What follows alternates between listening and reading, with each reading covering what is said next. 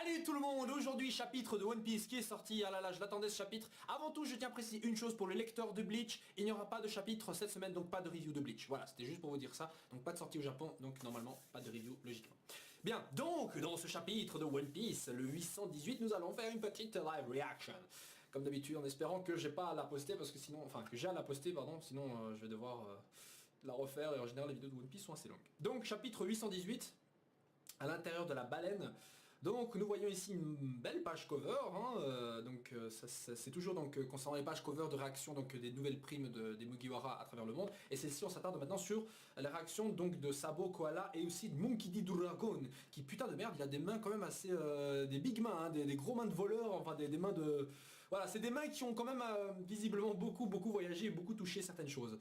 Bon, je me suis exprimé bizarrement, mais j'espère que vous m'avez compris. Bref. D'ailleurs je remarque que quand même le Monkey D. Dragon il a vraiment l'air d'un vieillard, hein. Bon c'est vrai que quand la première fois qu'on l'avait vu, ou c'est peut-être l'effet de l'animé, mais il me semblait pas aussi vieux. Je sais que depuis le début du manga il s'est écoulé plus de 2 ans, mais quand même quoi.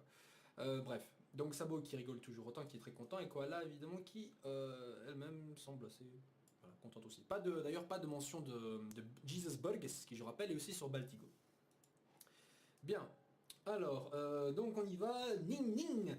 Ah là là, ça suffit avec mon Ning Ning, on est bien d'accord, hein, vous avez vu juste mon ninjutsu tout à fait par hasard tu nous l'as montré délibérément. Donc visiblement pour un ninja il n'est pas normalement autorisé de montrer comme ça, enfin il n'est pas bien vu de montrer évidemment c'est ninjutsu, mais évidemment il fallait leur montrer, fallait mettre les Mugiwara, il faut leur mettre plein la vue aux Mugiwara, donc il a fait.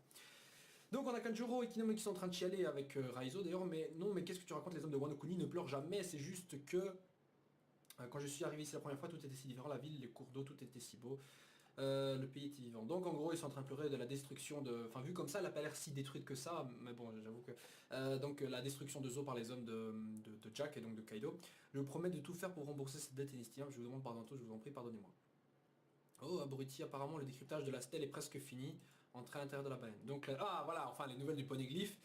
Oh là là, je me demande ce qu'on va apprendre, hein. Est-ce qu'on va apprendre ce qu'est le One Piece, hein, j'en doute, hein, personnellement, mais soit. Alors Nami, qu'en penses-tu? C'est bien ce qui est écrit sur le poneglyphe, cela fait en fait penser à une carte marine qui indiquerait un certain emplacement. Ouh là là là, un poneglyphe qui montre un emplacement. Bon, c'est vrai que c'est pas le siècle oublié, mais qui sait, ça peut être un endroit très intéressant. C'est cette stèle qui fait de la forêt, de la baleine, une forêt sacrée. Et nous, notre devoir de la protéger. Donc voilà, c'était donc une stèle que protège le peuple, évidemment, donc encore une fois parallèle vis-à-vis de Skypiea, et ce qui a été annoncé en fait. Cette stèle rouge est ce qu'on appelle un road poneglyph. Il est censé indiquer la fin de Grand Line. Raftel? Non, on n'est pas à la fin de One Piece là quand même, attendez. Attendez. Cette stèle rouge est ce qu'on appelle un road poneglyph. Il est censé guider à la fin. Il est censé guider à la fin de Grand Line, donc là où tous les pirates, grands pirates veulent se rendre. Oui, assurément, Raftel. Putain! En plus, petite note de passage, le vendredi passé, donc j'étais en train de me renseigner un peu sur cette théorie, donc Zoro le Shogun, comme j'en avais reparlé, et sur Tumblr, en fait, beaucoup de gens, justement, étaient aussi en train d'en discuter.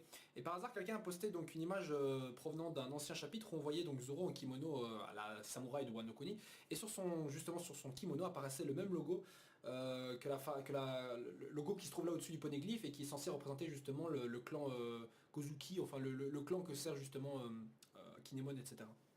Donc est-ce que ça voudrait dire que Zoro techniquement appartiendrait à une lignée qui est proche justement de cela?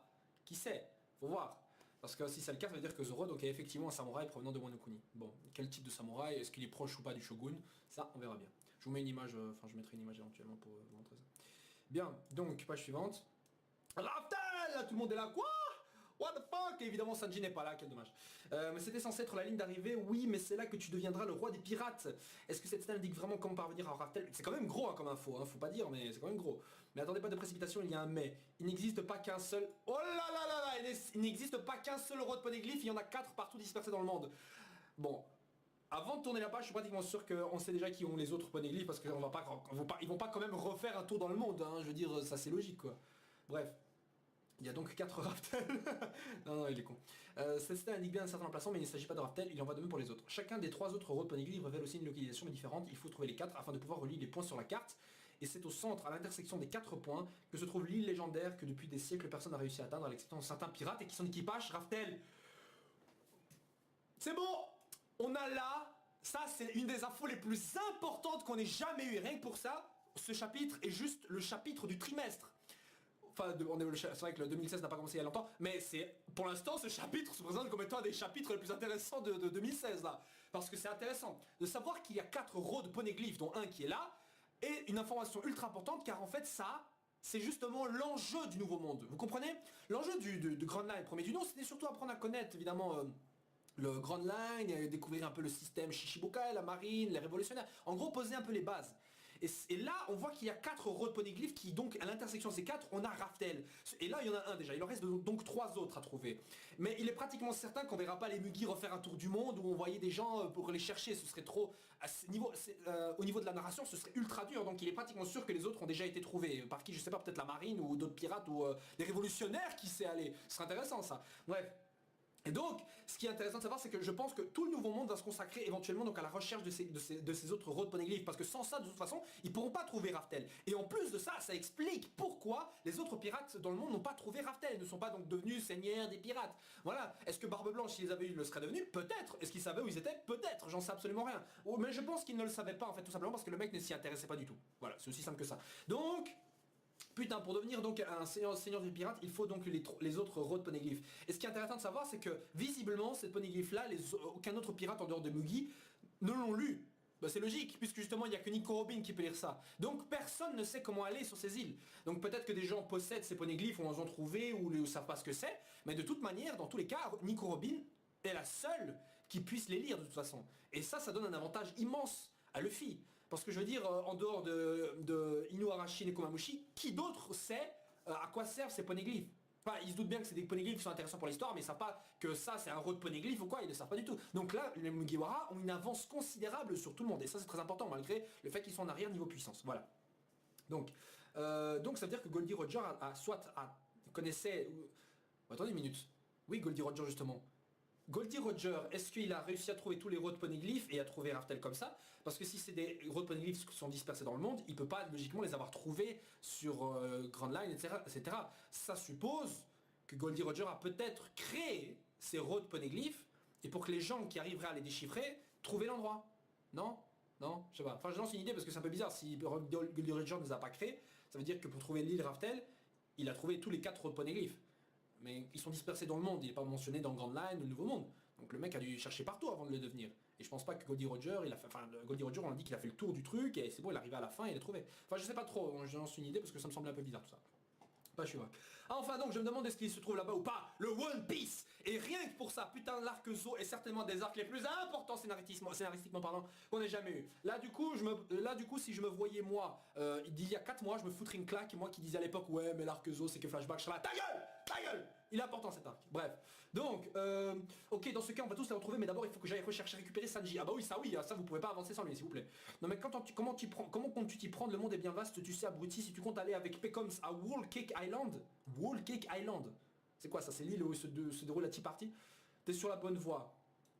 Attends, donc ça veut dire qu'en gros, sur la trajectoire, sur la direction habituelle que Luffy doit prendre, il se trouve sur la bonne direction quoi qu'il arrive pour aller à Wall Cake Island où se trouve la Tea Party. Putain mais quelle chance! Quelle chance! Seul emplacement de l'un parmi les 4 road poneglyphes reste à ce jour inconnu. Ce qui signifie qu'il connaît les 3 autres. Il y a un poneglyphe qu'on connaît pas. Enfin qu'on sait pas où il est. Et j'imagine qu'il va le trouver sur Online. Il y a celui que vous avez devant vous. Et pour ce qui est des 2 autres, ils sont détenus par certains pirates notoires.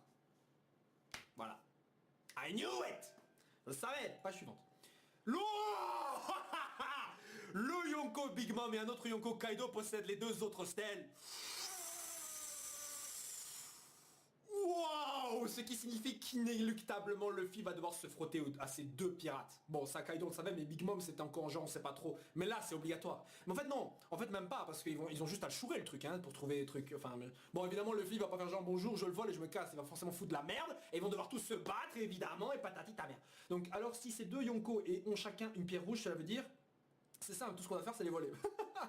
Mais non mais putain, mais ça c'est l'enjeu du Nouveau Monde là les gars. Non, c'est l'enjeu du Nouveau Monde. C'est se débarrasser de... Enfin se débarrasser. C'est se frotter à Big Mom et à Kaido. Trouver les 2 stèles qu'ils ont. Trouver la dernière qui est certainement en possession j'imagine du gouvernement mondial. C'est grandement possible, je suis pratiquement sûr que c'est ça en fait.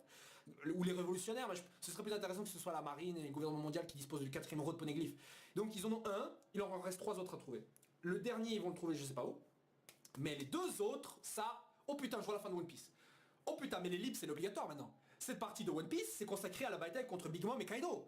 Il y aura une ellipse, et là il restera le dernier road poneglyph à trouver. Et ce dernier road poneglyph à trouver, il se trouve à Marijoa. Et là il y aura une grande guerre du monde entier contre Marijoa. Et là vous vous souvenez de la théorie de One Piece, la destruction de Red Line, et bah pour ça ils ont besoin d'aller, où ça, à Raftel. Et pour ça ils vont devoir aller chourer le truc à Marijoa. Mais avant ça ils vont certainement découvrir la vérité dans le monde qui ne se trouve pas forcément sur Raftel. Et là ils vont tout savoir. Et là on aura l'enjeu. La grosse bataille à Marijoa finale sera pour découvrir et trouver le dernier des road poneglyphs qui indiquera où se trouve Raftel. Non, je suis allé trop loin. Bon, excusez-moi. Donc, alors, si ces deux Yonko ont chacun une pierre rouge, ça signifie que... Voilà, ok, donc ça on a déjà vu. Ah, tout à coup, ma vision est devenue noire. Donc vous allez arrêter de geindre, on va aller plutôt leur botter le cul, de toute façon, quoi qu'il arrive. C'est qu'il a pas vraiment tort. Et c'est ce qu'il avait dit avec Fujitora, et j'en ai marre de m'enfuir. De toute façon, quoi qu'il arrive, je devrais un jour les combattre. Mais il a un peu tôt le fil. Il est encore trop tôt. Ne dis pas ça, c'était comme si c'était un fait. Jusqu'à maintenant, j'ai tout simplement ignoré tout ton discours de dingue parce que j'ai pensé qu'on allait franchir ce pont. Bon, évidemment, tout l'équipage, évidemment, genre le fit a un peu fumé, hein. Enfin, un peu, c'est un euphémisme. Donc, c'est très bien tout ça, mais en réalité, vous n'avez pas besoin de voler les vrais poneglyphes. Hein? Oui, bah ça oui, enfin, il faut prendre une photo, quoi, je veux dire, c'est aussi simple que ça. Un peu comme pour les empreintes de poissons, il y a des copies de poneglyphes qui flottent un peu partout par ici. Qui flottent un peu... Hein? La plupart des gens essaient juste de rassembler celles-ci, qui essaieraient de se trimballer ces gros trucs avec lui de toute façon. Les empreintes de poissons font référence au Kyodaku, je ne sais pas ce que c'est, et j'ai faim. Donc regardez sur Wikipédia. Enfin, les traducteurs. Je sais pas si c'est une traduction française ou une traduction de ce qu'a écrit le truc anglais. Mais bon. Un art consistant à conserver la trace d'une belle prise de pêche en imposant un support sur un poisson préalablement ancré. Ouais, donc en gros, ils vont juste copier avec de l'encre ce qui est écrit sur le poneglyph, quoi. C'est aussi con que ça. Bon, ok, d'accord. Mais pourquoi ils prennent pas des photos? Je veux dire, quoi là, ça va prendre des photos? Non, bah, ils ont qu'à prendre un appareil et voilà.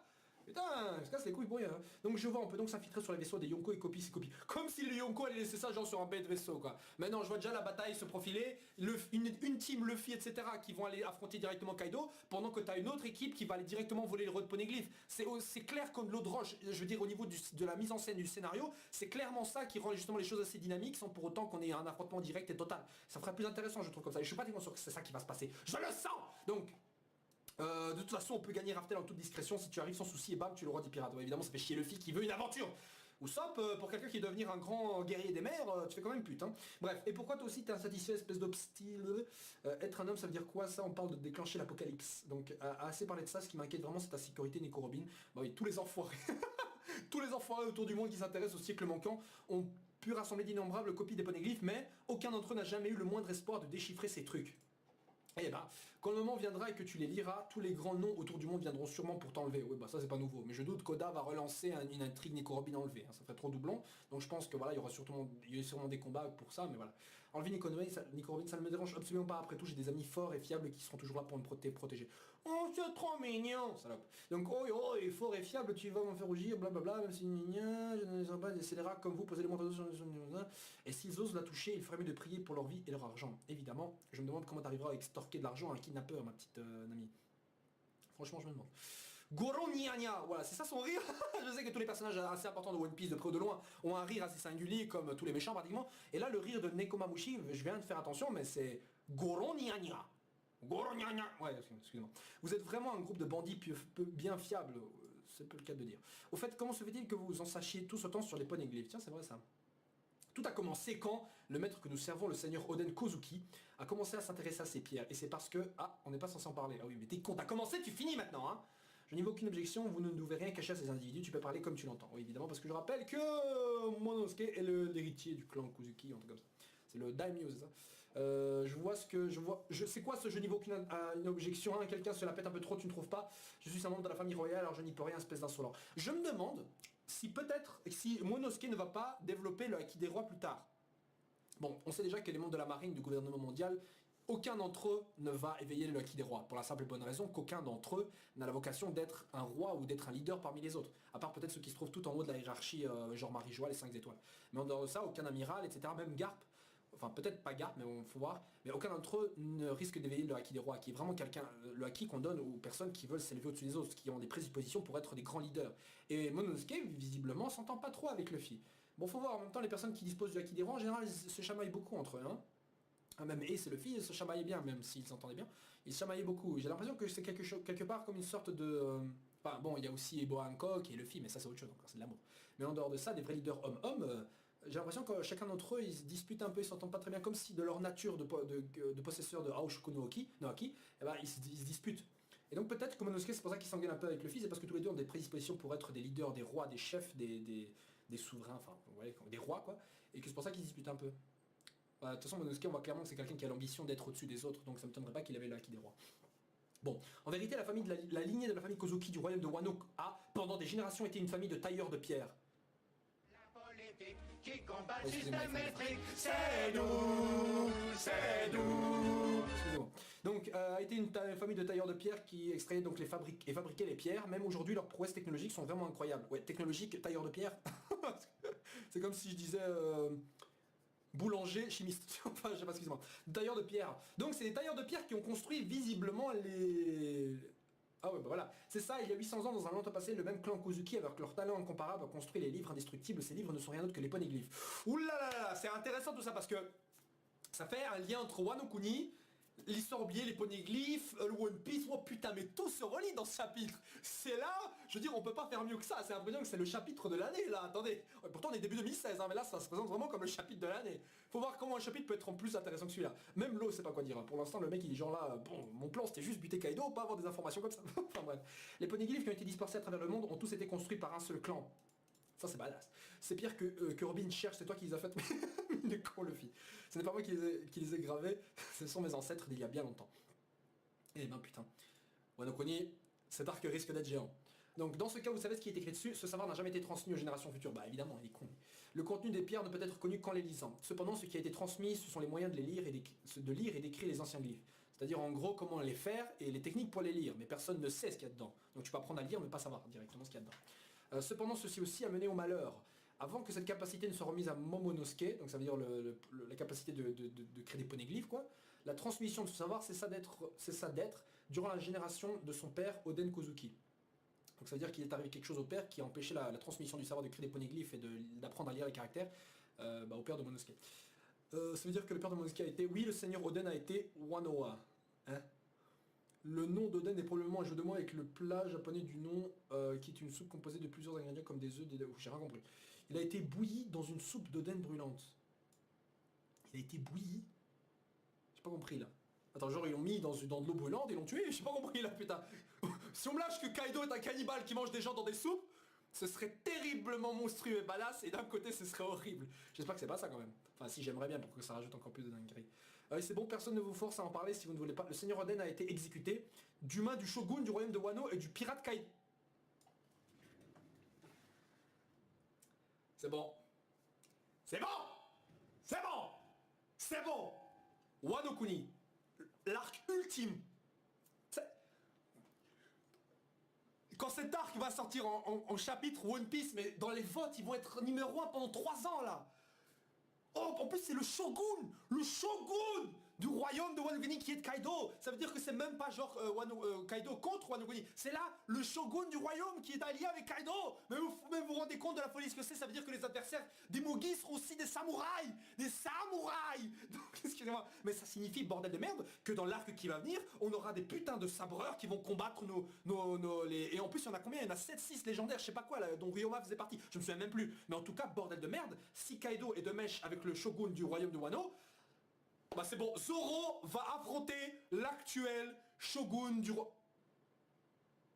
Zoro. Le shogun perdu. Ah, attendez, rappelez-vous. Je vous avais dit tout à l'heure que Zoro faisait peut-être partie du plan Kozuki. Là, on sait que ce putain de clan est responsable de la création des poneglyphes. Oui, des poneglyphes, des rois de poneglyphes. Donc si peut-être il fait partie de ce clan, ou d'une manière ou d'une autre fait partie d'un clan important pour le royaume de Shogun no Kuni, pas de Wano Kuni, il est possible que Zoro peut-être descende d'une lignée qui était super importante pour Wano Kuni et qui a été éjectée d'une manière ou d'une autre par l'actuel shogun qui est méchant et qui est de Kaido. Donc Zoro serait peut-être le véritable héritier. Et dans l'arc de Wano Kuni, il va affronter le shogun lui-même qui est le plus puissant des samouraïs du royaume. Et Luffy, lui, va combattre l'alter ego Kaido. On aura Luffy, le big boss capitaine qui affronte Kaido, et Zoro qui va affronter le second, enfin l'allié du shogun du royaume de Wano Kuni, Zoro qui est aussi le second de Luffy. Comme ça on a les capitaines contre les seconds. Oh là là, ça va être épique. Oh putain. Oh putain. Oh putain de merde. Mais vous vous rendez que ces chapitres est juste... Mais ce chapitre, c'est un truc de malade. C'est un truc de malade, excusez-moi, mais là c'est vraiment le... C'est le chapitre de l'année. C'est le chapitre de l'année. Ne me dites pas que c'est pas le chapitre de l'année, bande de sagouins là. Putain, on a quelle page? On est à la page 13. On est qu'à la page 13 et il y a eu plus de révélations que dans les 10 derniers tomes, j'ai l'impression. Oh, putain, j'ai mal au cœur. Donc Kaido, et pour vous... Putain, ce chapitre va me tuer. Donc Kaido, et pour nous tous, les humbles suivants du Seigneur Oden, jusqu'à tout son dernier souffle, il nous a vaillamment protégés. Oh putain. Ah mais c'est pour ça que Kaido recherche. C'est pour peut-être pour savoir comment lire les poneglyphes. Mais bon, il est peut-être au courant aussi qu'il a tué le dernier gars qui était au courant de comment créer les poneglyphes et peut-être les déchiffrer. L'équipage des pirates des 100 bêtes mené par le Yonko Kaido occupe actuellement le royaume de Wano. C'est bon. Cet arc, je le prédis, je le dis devant vous maintenant, nous sommes le 3 mars 2016. Retenez bien ces mots. L'arc Wano Kuni sera le meilleur arc de tout One Piece. Rappelez-vous de ces paroles. Rappelez-vous de ces paroles et copiez-collez le lien qui est au-dessus de vous. Mettez-le dans un bloc-notes. Écrivez sur ce bloc-notes à renvoyer en commentaire le jour de l'arc Wano Kuni. Renvoyez ça. Je sais pas quand on sera peut-être en 2018 ou 2019, mais retenez bien ce moment, car je le sens, cet arc-là sera le meilleur.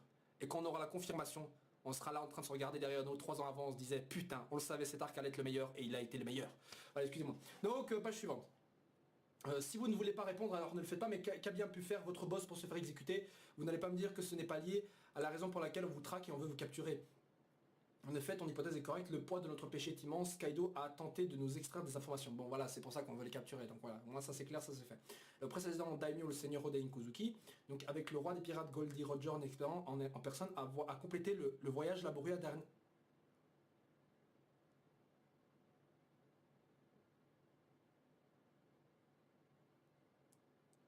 Oden Kozuki a complété le voyage laborieux vers la dernière île Raftel. Notre seigneur était au courant des... Si on me dit, mais sérieux, si on me dit que ce Oden Kozuki est en réalité Scopper Gaban, je me pends, je me tue, je me fais harakiri là. Non, excusez-moi, mais enfin bon, c'est pas possible parce que déjà ils ont dit que le seigneur Oden Kozuki a été exécuté. Mais bon, c'est One Piece, donc peut-être que les infos sont pas clairement claires. C'est peut-être aussi ce qu'on leur a dit, genre ouais, on a exécuté votre père, bah, alors qu'en fait, enfin ton père, enfin votre leader, votre daimyo, alors qu'en fait il n'est pas mort. Mais je me demande où se place maintenant Scopper Gaban, qu'on soupçonne étant comme un samouraï, enfin quand quelqu'un provenant de Wano Kuni, hein, que voilà, il tenait soi-disant ses épées comme un sabre, enfin je sais pas quoi. Enfin bref, mais je me demande vraiment où se positionne ce Scopper Gaban. Si vous ne savez pas qui est Scopper Gaban, il est présumé être donc le 3e de l'équipage de Goldie Roger. En même temps, c'est un peu logique. Goldie Roger, l'or. Silver, Rayleigh, silver, l'argent, juste la qualité juste en dessous. Scopper Gaban, copper en anglais veut dire cuivre. Or, argent, cuivre. C'est logique. Bon, excusez-moi, l'histoire bascule sur... Bon, donc on sait que visiblement Oden Kozuki a voyagé... Attends, c'est... Ah putain, c'est la fin du chapitre. Bon. Heureusement, il n'était pas écrit à rendez-vous dans 2 semaines. Je me serais tué. Je me serais tué. Bon, le chapitre se termine là-dessus. Putain de merde. Alors là, les gens, je sais pas quoi vous dire parce que je pense que j'ai tout dit. Mais d'un côté, je suis sur le cul parce que ce chapitre est certainement le meilleur de l'année. On est encore... On est à peine en début mars. Mais putain... Je vois pas comment un chapitre peut être meilleur que celui-là. Niveau révélation, là, on en a fait, mais putain, on les a enchaînés. Genre, Oda s'est dit à un moment donné, bon, c'est vrai que j'ai pas trop fait de révélation. Éditeur, vous en pensez quoi? Tu mets tout. Ok, et il a tout mis dans ce chapitre. Bon, donc pour en venir à ce que je disais sur Scopper Gaban, enfin sur Oden Kozuki, il a visiblement fait le tour du monde. Enfin, il était avec donc... bon, enfin, Wano Kuni se trouve déjà plus ou moins à la fin du Grand Line, enfin, voilà. Mais donc, ce qui est intéressant de savoir, c'est que visiblement... D'ailleurs, j'ai une question. Avant ça, je me demande surtout un truc. Où a commencé Goldie Rogers? Je sais qu'il est originaire de Locktown, mais est-ce qu'il a rencontré Rayleigh avant ça ou des trucs comme ça? Parce que je me demande en fait quand tu... Genre, si tu veux être un pirate, imagine, et que tu habites dans une île genre Grand Line ou Nouveau Monde, comment tu fais? Je veux dire, tu commences de la piraterie là et t'as triché, tu as déjà fait la moitié du chemin. Enfin, c'est un peu bizarre, personnellement, je trouve, comme truc, mais soit. Enfin, le Nouveau Monde, déjà, visiblement, on ne peut pas y entrer sans être passé par l'île des Hommes-Poissons. Parce qu'il y a le Calbelt et tout, soi-disant, donc c'est un peu logique. Mais Grand Line, je veux dire, Chopper par exemple, il a bien commencé sans forcément être passé par, la montagne, par Red Line et tout, donc voilà. Bref, peu importe. Mais donc ce que je veux dire, c'est que ce Oden Kozuki connaît donc les secrets du monde, vu qu'il était visiblement avec Goldie Roger sur le bateau. Et on sait qu'il y a donc ce Scopper Gaban qui visiblement viendrait, ou en tout cas, loger à Wano Kuni. et qui attend peut-être encore Luffy pour les entraîner à maîtriser peut-être son acquis des rois, ou alors éventuellement travailler le pouvoir de son fruit pour lui donner une forme éveillée, afin que celui-ci puisse rivaliser avec Kaido. Je dis pas que Scopper Gaban a cette idée-là en tête, mais en tout cas, de la même manière que Rayleigh par exemple, alors que par exemple, excusez-moi, on avait Crocus qui était donc au phare, enfin là, au début de Grand Line pour voir un peu qui allait y entrer, pour voir peut-être qui étaient les futurs héritiers de Roger. On a Rayleigh qui se trouve à la moitié de Grand Line pour justement voir qui était digne ou quoi, enfin les candidats que justement Crocus peut-être lui a notifié ou un truc comme ça, ou je sais pas, pour voir lui-même qui était digne de devenir l'héritier de Roger. Et peut-être qu'on a Scopper Gaban qui se trouve vers la fin justement du Nouveau Monde pour justement confirmer et aider ceux qui sont les héritiers de Goldie Roger, les entraîner pour que ceux-ci soient à la hauteur de ce que Goldie Roger voulait faire mais qui n'a pas pu faire parce qu'il était trop malade. Hein, et Shanks, bah c'est simple, Shanks voyage à travers le monde pour trouver cet héritier et l'encourager peut-être à devenir un pirate. Non, je déconne, ça c'est pas possible. Mais en tout cas, peut-être à devenir cet héritier ou à trouver le dit qui serait capable de reprendre la flamme, le flambeau. Hein, bon, excusez-moi, je vais peut-être très loin, mais tout ça a un rapport avec le dit. En fait, tout ce chapitre a un rapport avec tout ce qui est dans One Piece, quoi, c'est un truc de malade. Il manquerait juste l'origine des fruits du démon et c'est bon, on a fini, quoi. Bref, donc, visiblement, Luffy et compagnie donc, sont amenés, quoi qu'il arrive, arriver à Wano Kuni, qui est donc dirigé de main de maître par Kaido, occupé par Kaido, mais également par le Shogun. Rappelez-vous qu'on avait découvert Kaido, il était sur très très loin, dans une île où justement devait se retrouver, où l'alliance de Kid se trouvait. Mais avant ça, il y a je sais plus combien de chapitres, on avait vu donc une ombre avec des cornes géantes, et visiblement c'était Kaido. Dans un endroit où il y avait de la neige, là où X-Drake visiblement était allé justement pour aller retrouver peut-être Kaido. Est-ce que c'était Wano Kuni? J'en sais absolument rien. Quand on sait évidemment aussi que par exemple Jolly Bonnie, quand on la voit en image colorisée, est toujours avec cette veste comme s'il faisait froid, et il suppose que la Jolly Bonnie qui est donc peut-être dans le Nouveau Monde ou qui essaie de se cacher quoi qu'il arrive, je sais pas parce qu'elle était soi-disant capturée par Sakazuki, donc voilà, mais peut-être se trouve aussi à Wano Kuni. Bref, Wano Kuni se présente comme étant l'arc où tous les événements de ce nouveau monde vont converger. C'est un peu tout ça. Et donc, il n'en va sans doute dire, il est assez évident de se dire que cet arc va être monstrueux. Pour les road poneglyphes, donc on sait déjà que Kaido en a un, que Big Mom en a un. Donc c'est obligé qu'on va devoir se frotter à eux à un moment donné. Pour leur voler le road poneglyph. Alors Big Mom, peut-être qu'on aura, je pense pas qu'on aura d'arc entier, on va le consacrer une guerre, mais plutôt effectivement un arc qu'on va lui voler, le road poneglyph, ce qui sous-entend que sans forcément affronter Big Mom, on va affronter des grosses pointures qui protègent le road poneglyph. Voilà. Et par conséquent, donc le prochain arc qui vise à récupérer Sanji peut-être sera aussi consacré à récupérer le road poneglyph de Big Mom. D'un autre côté, l'arc avec Kaido qu'on prépare depuis le début de ce nouveau monde est celui où visiblement on va vraiment aller vers une guerre pour récupérer le sien. Donc il y aura une grosse bataille pour récupérer son road poneglyph qui donc terminera par la victoire de Luffy sur Kaido et la victoire de Zoro sur le Shogun. Et Zoro sera peut-être considéré ou consacré nouveau Shogun non officiel ou un truc comme ça et va donner la place à Monosuke, un truc dans le genre.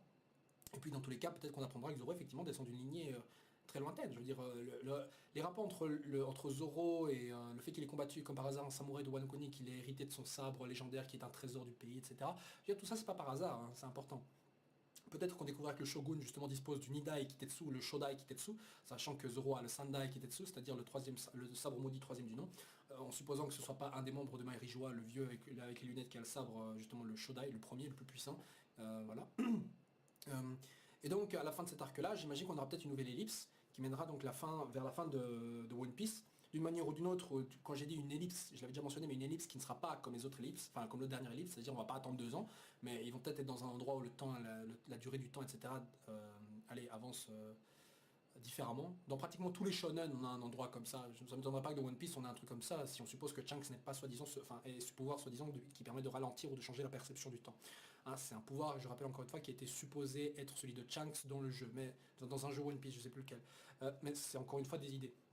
Et durant ce laps de temps, Luffy maîtriserait donc le reste du pouvoir de son fruit du démon et les autres finiraient leur entraînement. Parce qu'à l'heure qu'ils sont, je les vois mal vraiment arriver à vaincre les personnages de justement genre un amiral. Je veux dire, même Luffy, je ne le vois pas encore vaincre un amiral. Il faudrait qu'il arrive à éveiller son fruit du démon comme ça, mais il faudrait vraiment alors que Luffy soit sur le point d'éveiller son fruit du démon, et encore il serait dans un stade où il ne les maîtrise pas encore. Et je sais pas vous, mais je n'ai pas encore envie de voir Luffy. Voilà, le One Piece c'est une épopée. Et là, Luffy il est juste capable de vaincre des Shichibukai avec justesse. Mais un amiral, je sais pas encore si c'est faisable. Si tout l'équipage s'y mettait, oui, ils y arriveraient, mais en 1v1, voilà, je dois dire, si Luffy directement arriverait à battre Kaido via une pirouette, ça me satisferait pas. J'ai envie de voir Luffy gagner par ses propres moyens, suite à un entraînement pur et dur, il a réussi à progresser sans détour, sans vraiment casser les couilles, je veux dire, sans prendre un power-up qui est sorti du trou de cul.